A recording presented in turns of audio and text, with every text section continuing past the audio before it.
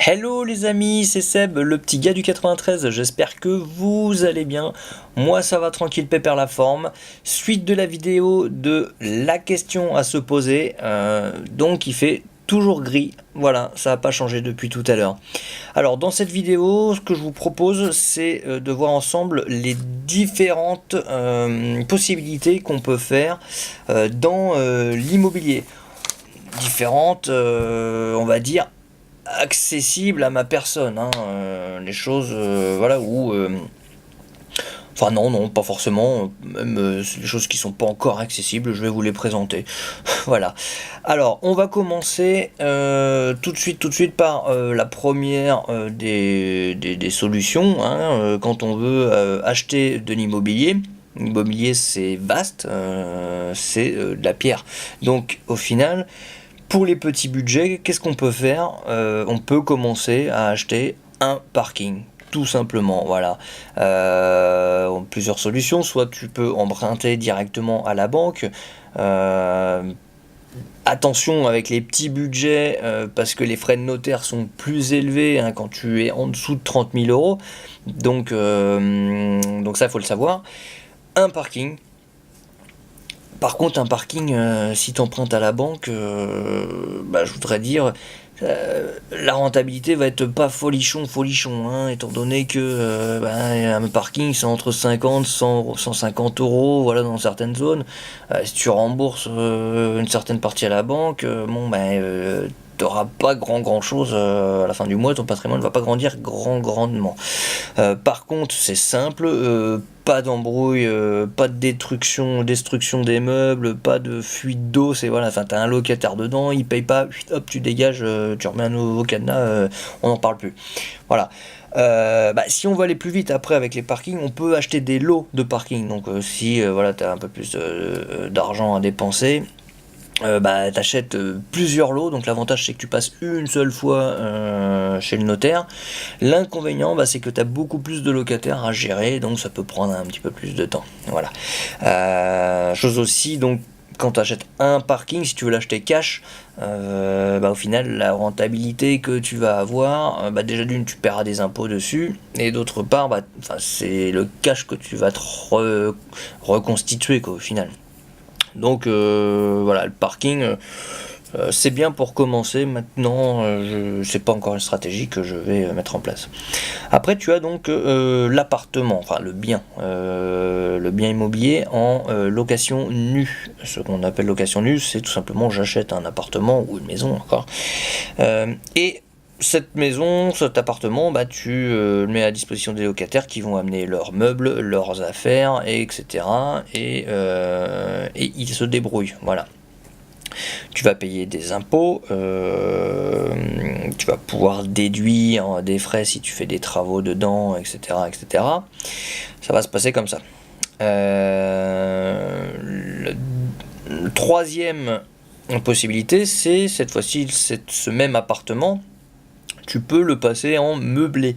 C'est-à-dire que les locataires qui vont rentrer dedans, tu vas leur apporter un service, tu vas leur apporter de quoi se nourrir, de quoi dormir, de quoi manger, pas la nourriture, mais de quoi avoir des tables et des chaises, de manière à ce qu'ils aient que leurs affaires à apporter. Tu peux même fournir les couettes, les housses de couettes, etc. Donc les personnes généralement ciblées vont être de l'étudiant, du jeune actif qui va venir travailler un mois, un an pardon, ou deux, ou trois dans la région, mais voilà.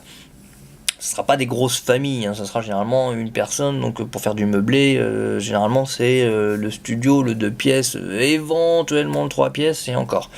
Donc voilà, ça c'est pour le meublé. Ensuite, il va y avoir la colocation. Donc la colocation, ça va être un logement meublé aussi, parce que ça va s'adresser toujours aux étudiants, aux jeunes actifs.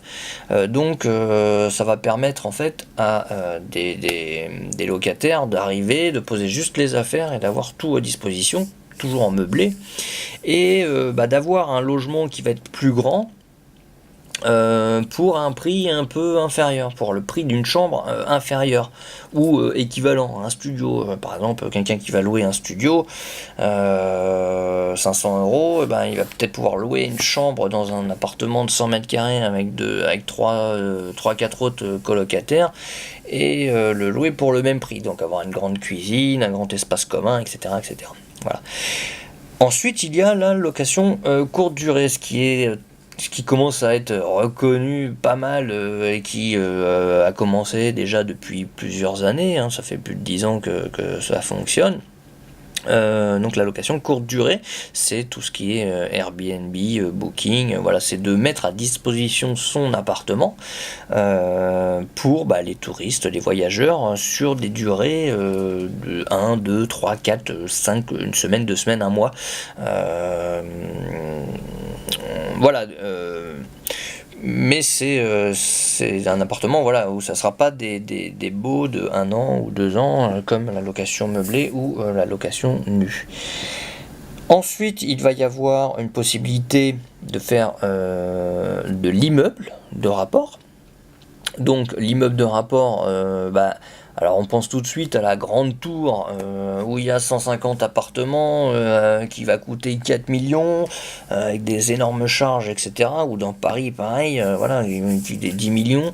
Non, il existe des immeubles de rapport en province qui vont avoir le même prix qu'un appartement, voilà, entre 100, 200, 300 000 euros. Voilà, on peut avoir très bien des petits immeubles de rapport avec 2, 3, 4, 5, 10 appartements.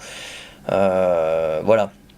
Donc ça c'est une stratégie aussi quand on est un peu plus solide, hein, parce que là on n'achète plus un appartement en copropriété, on achète l'immeuble, donc c'est à nous de gérer tous les frais que ça va engendrer, hein, s'il y a une toiture à changer, s'il y a un ravalement à faire, c'est à nous de le supporter financièrement. Après oui, tu peux effectivement déclencher ces travaux quand tu le souhaites. Mais dans tous les cas, il faudra bien se dire que si un jour faut le faire, faut le faire, quoi, c'est tout. Voilà. Ensuite, il y a de la division. La division, c'est possible aussi, c'est une autre stratégie. C'est-à-dire que tu vas acheter un appartement que tu vas diviser en plusieurs appartements. Pour pouvoir mettre plusieurs locataires d'un coup, augmenter la rentabilité pour pouvoir voilà, faire plein de choses. Après, c'est assez compliqué parce qu'il y a des choses à respecter, il y a des plein de choses à mettre en place et à se renseigner tout d'abord.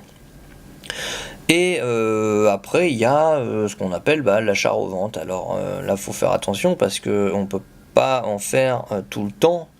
On peut en faire un de temps en temps, mais si tu n'as pas le statut de marchand de biens, tu n'es pas autorisé à faire de l'achat-revente en permanence, parce que sinon, les marchands de biens en fait payent de l'impôt supplémentaire pour pouvoir faire ces opérations-là. Donc effectivement, tu peux démarrer comme ça. Si par exemple tu as envie de constituer un gros apport, une grosse trésorerie, tu peux faire un achat-revente, c'est-à-dire tu vas acheter un bien complètement dépouillé, que tu vas retaper, que tu vas acheter déjà beaucoup, sous le marché, à un prix dérisoire, que tu vas retaper comme un malade, et que tu vas revendre au prix du marché, voire un peu plus, parce que tu auras l'appartement sera neuf. Et là, tu vas obtenir une belle plus-value. Après, ça, je pense que l'achat-revente, il faut le faire et que ça vaille le coup. Ça sert à rien parce qu'avec l'impôt sur la plus-value que tu vas faire, les travaux, les frais de notaire, si c'est pour gagner 20 000 euros, pour moi, ça vaut pas le coup. Il faut vraiment faire une opération qui en vaille la peine et gagner 150 000 euros d'un coup, quoi. Voilà. Voilà donc pour les stratégies à laquelle je connais, où je m'intéresse un petit peu, tout simplement. Et donc du coup, la prochaine vidéo, on va voir quelles sont les stratégies que j'ai retenues pour ma part, pour commencer, tout simplement. Je vous dis À la prochaine et surtout n'hésite pas à t'abonner toujours à cette chaîne et de mettre un petit pouce, ça fait plaisir. Allez, bisous, ciao!